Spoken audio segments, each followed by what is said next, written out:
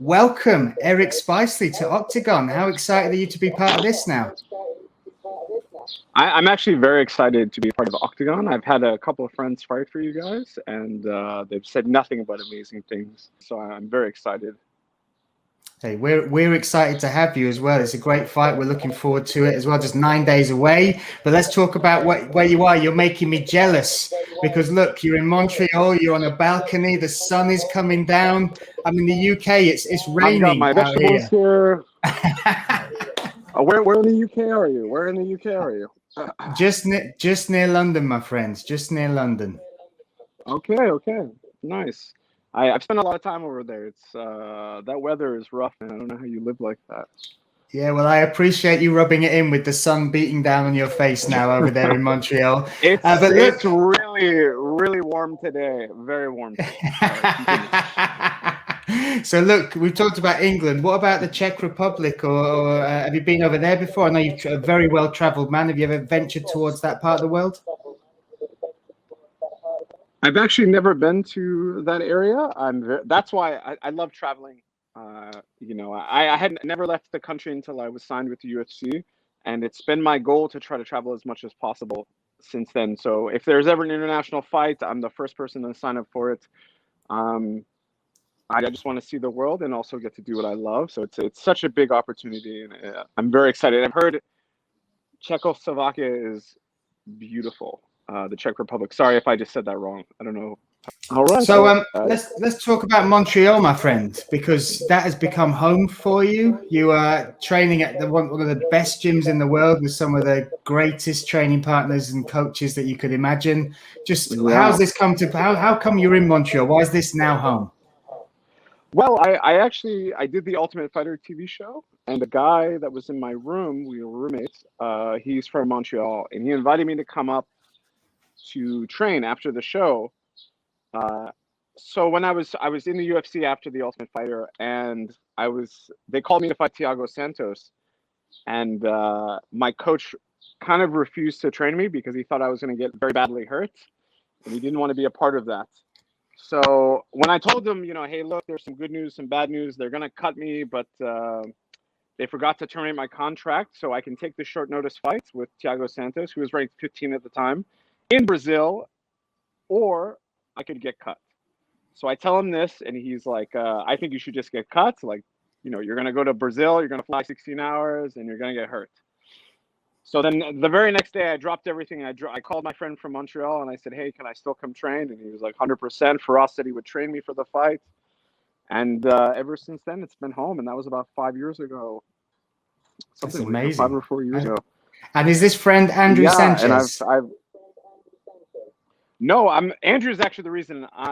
I'm the reason Andrew's here. Sorry. No worries. Yeah, Sanchez kind of comes with me wherever I go. Like, I moved to Vegas. I told him he's got to move to Vegas. He came. I moved here. I was like, you got to come back to Montreal. It's the best. And now he loves it here. He's staying. He's getting his permanent residency. He's not trying to live anywhere else. So. And Andrew Sanchez, of course, you fought each other. This is the beauty of the sport, isn't it? That you've competed together, but you are now brothers, and you now help each other in this journey that you've gone on. Yeah, I mean, we shared a room. He was my bunkmate. I did not want to fight him, but yeah, I wouldn't have a career if it wasn't for him. Like, he's the first guy I met that I couldn't. Before I had even fought him, I was undefeated. I'd never lost a round before in MMA. And he was like the first complete fighter I'd ever fought to really show me my weaknesses. And I feel like when this happens, you have two choices. You can either ignore that. Okay, I'm just never going to train with this guy again. Or you're like, okay, I dropped everything after the Ultimate Fighter. I went to New Jersey. I lived with him. I trained with him. I worked on my wrestling. And it just made me such a better fighter overall. Give us your thoughts on him, on this fight in particular, and what excites you about it. What's motivating you about this fight? Well, he's a tough opponent, right? He's got 21 wins, 9 losses. That's a lot of experience. And I would say the level of competition he's fought isn't that high in terms of like experience-wise. I see a lot of like 4-0 records on his opponents. But he's very tough. He's very, very, very skilled. I want to fight, obviously, tough fights. Like, You know, after fighting in the UFC, I feel like it's kind of tough. If I go back to the regional circuit and you're fighting guys of lesser competition, you might slack off a little bit more. So for me, it just motivates me to work harder and kind of have that same drive that I did when I was on my way up to the UFC. And when the motivation for this fight is the big title fight in July. So you talk about it, then you've teased us right into this next segment. You should go into broadcasting, mate. This is a wonderful little slide into the next bit. I've been around. I've been around the game a little bit. So let's talk about that because obviously you never look past an opponent. I know you're somebody who very much respects who's in front of you. But the great thing about this fight is they've already said whoever wins this will get the opportunity to fight Carlos Vémolu for the title. So firstly, what would having that Oktagon title mean to you at this part of your career? I mean, it would be crazy. I've actually never fought for a title in my career, not a regional title or a smaller organization or anything. And to win the belt at Oktagon, which is a massive promotion, I mean, I'd say it's number one in Eastern Europe. The amount of fans, the amount of competition level is so high. I think it's on par with every other major organization as far as champions go. And Carlos is a great champion. I mean, the guy is very well experienced. He was in the UFC. It seems like he's killing it over there. So it would mean a lot to go there. And also for me, it would just open up a whole different level of fans and a whole audience that I might never, get to experience because I haven't been fighting in Eastern Europe. And I just think it's huge. It would be so huge. So let's talk about Naruszczku. Is somebody, when you prepare for a fight, yes, do you prepare, some people say you prepare yourself to be the best version of yourself. Do you game plan for a fight? Do you analyze your opponents? How do you break down the preparation for a fight? Yeah, I definitely game plan a lot. I have a few coaches that I kind of conspire with. Tiger Muay Thai, George Hickman. I send him his footage just to get his perspective. My coach is here as well. So we've come up with a very good game plan. At this point, it's not like, I don't know. It's hard to be very stressed. I mean, I'm stressed, obviously, for the fight, but it's not like it was when I was coming up and I have to try to game plan every minute of the fight. And I have a pretty rough idea of how it's going to go. And then I kind of a little bit more open and kind of allowing things to happen and reacting in that way instead of trying to game plan and control every minute, which can often lead to having plans go awry, And what you talk about George Hickman there, so that's Tiger Muay Thai, one of the best gyms in the world. You train at TriStar. Talk about some of the people you get to train with as well, where you look across the mats and you must pinch yourself a little bit that you're side by side and toe to toe with these monsters. I mean, when I first got here, it was very much like that, but now I've been here so long, we're like GSP, I make fun of him all the time. It's like we're all just regular people. But I get to train with Mendel Nalo, who's absolute killer. He's in Bellator. Andrew Sanchez, of course. David Moon, who's one of my other Muay Thai coaches. He's very, very talented. I'm trying to get him a fight in Oktagon actually in July. So that'd be good. Very, very exciting guy. We just have a ton of guys, and it's such a good energy. I've been to a lot of gyms, and this really feels like a good family, that really looks after. Like if I'm skipping days, they're gonna call you out on it. If you're gaining weight, they're gonna say something. It's not every man for himself, and I'm just trying to knock you out or whatever. But yeah, it's been a great place. And on my first day here, George came up to me and asked me if he could help me with something that he saw that I was making a mistake, and I was like, yeah, of course. No, thank you, George. You're the best in the world, but I think I got it. Of course, please. I couldn't even George teaches a class every Monday. He doesn't have to do stuff like that. You know what I mean? And I think that's what makes this place very special, is that everyone is really here for each other. So I'm going to ask you a question about George St Pierre, because in my favorite fighter of all time, have you got used to him with hair yet? I have not got used to George's hair. I still kind of laugh every time I see it. I don't know what happened. It's like he grew his hair out and he just looked like he aged 10 years. It's so weird. I've always pictured him with just short, bald, shaved head. I don't know. It's just so weird. I almost can't take him serious. I just want to clown him. It's bad. That's phenomenal. I don't know, man. We were all getting a little crazy during COVID here, especially. I know in the UK it's kind of serious too with the lockdowns and stuff. So, could it be explained it all for sure. A little bit of some of the COVID insanity coming through there. Yeah, but sure. talk about that a little bit as well, because I've watched a couple of your interviews and you've read a couple that you've talked about. Actually, this time has given you a chance to evolve. The gym was pretty much empty, so it was pretty much yours and some of your training partners. So you had a chance to work on stuff without the pressure of a fight coming up.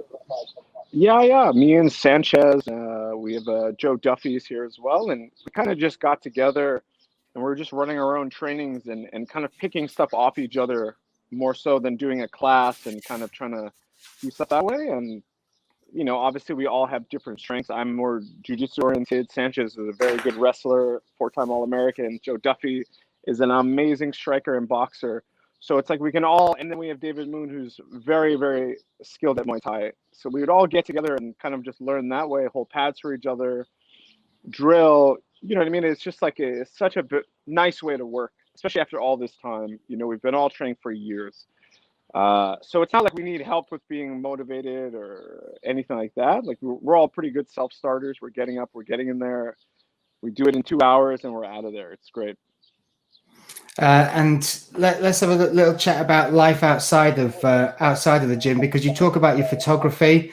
I've looked at your Instagram page. You are phenomenal, my friend. The eye you've got for a picture is great. So when did that all start? When did you start getting all creative? When did this beautiful romantic vision of the world begin? You should go into broadcasting. Jesus, man, you're killing me here. So winter here, I don't know if you know about Quebec winters, but it's not a fun time. It's very, very brutal. -40, snowing every other day. So every winter I try to learn something new. I have time to slow down and kind of, because it is so extreme here, right? Like in the summertime, it's so beautiful. It's so warm, and you just want to be outside as much as possible, and you're just trying to do as much as possible. Whereas winter, it's so slow. So in that time, I feel like I wanted to learn a new skill, so I would teach myself something every winter. So one winter, I wanted to learn about gardening and farming and stuff like that. So I would just dive in, get as many books as I can, read, get the stuff I need, and then start it in the summertime when it's time to grow, fruit and vegetables. And then one winter, I started playing around with videography. And then after that, I started photography, and that one kind of really stuck with me. And I just kind of loved it. It just became like something to do that's a little bit slower, a little bit quieter, a little bit softer than punching each other in the face every day at the gym. As you can see, there's a theme here with the extracurricular activities like gardening and stuff like that. It's a lot more slower, a little bit more peaceful. I don't know. I can't be around all that testosterone as much at the gym every day, all day. Like I don't like to hang out with a lot of fighters. I don't really like to talk about fighting outside of the gym, stuff like that. So when this all began, I mean, jiu-jitsu is your base, correct? Is that the first gym you walked in? Did you start as a wrestler or as a boxer, or was jiu-jitsu what grabbed you and brought you in? Just jiu-jitsu. I didn't even want to fight. I never wanted to be a pro fighter. I was not interested. I just wanted to do. I started with jiu-jitsu and I took to it right away. I used to skateboard at a very high level, and I think they say that with skateboarding and surfing, and the way you're using your body and your hips, it translates to jiu-jitsu very well. So I picked up jiu-jitsu. I got my black belt in 5 years, which is wow. From the guy that I got it from, it's very unheard of. Even there's guys that have been there 20 years that don't even have a brown belt. Like he's a stickler. And that's not to brag. It's just I just could understand it very, very, very quickly, and I think it has a lot to do with my skateboarding. Like I can see a move once and I got it. I don't need to drill it. I don't drill. I don't really practice that kind of stuff or train that way. And I wanted to do one pro fight, and that was it. I just wanted to do one to say I did it and be done. And I did it, and it was the greatest experience. Like I was just like, this is so scary but fun. Like, and I had sold a bunch of tickets, so of course the promoter was like, hey, we'd love to have you back, and they gave me a 3-fight contract.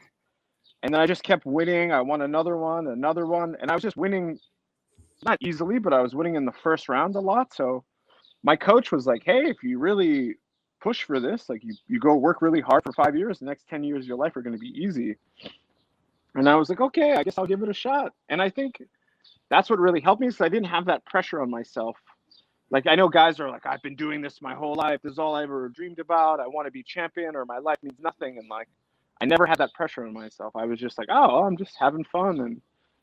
And then it turned into a career, I guess, you know? What are you gonna do? That was 2013. And by the way, I love that quote, work hard for 5 years and the 10 years is going to be easy. That is an awesome quote. Yeah. But that's 2013. This started as far as your first pro fight. We're now 2021. Yeah. It's been like a wild ride, an amazing journey. I'm sure you've learned a lot about yourself. You've seen the world now. I mean, if you were to look back at 16-year-old Eric Spicely and say, this is what you're going to do with your life, how do you think 16-year-old Eric Spicely? I would have never guessed. Never guessed.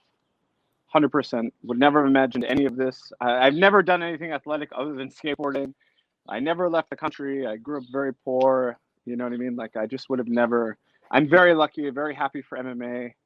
Very happy for Jiu Jitsu to have come in my life and like really have changed everything. About your background as well, because you touched on it with the Jiu Jitsu and the life that MMA has given you. You talked about having a hard childhood growing up. I mean, just tell us a bit about that. And do you think that all that adversity has helped you become the man, the fighter you are now? Yeah, I mean, 100%.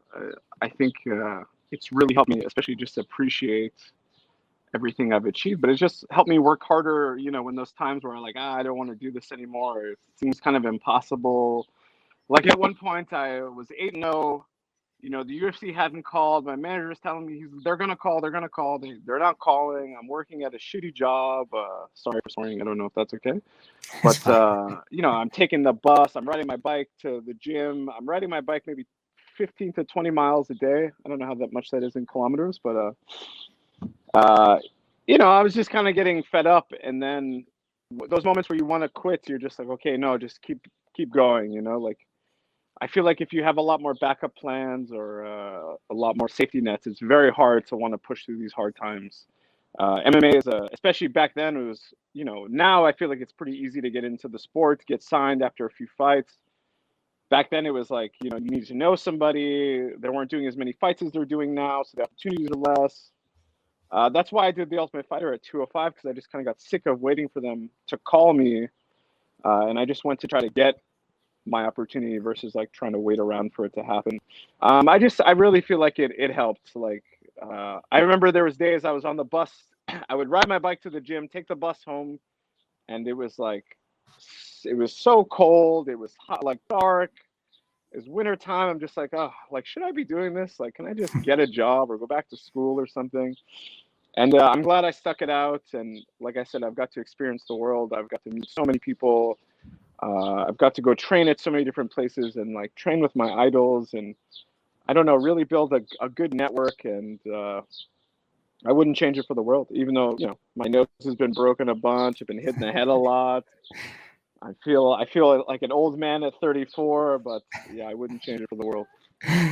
So you talk about the injuries you've had there. You've been almost a pro skateboarder and an MMA fighter, a wrestler as well. It's a hell of a CV. A lot of pain involved in every single one of those. Where have you got injured most? What's given you your worst injury? I mean, fighting for sure is the worst. It's not even.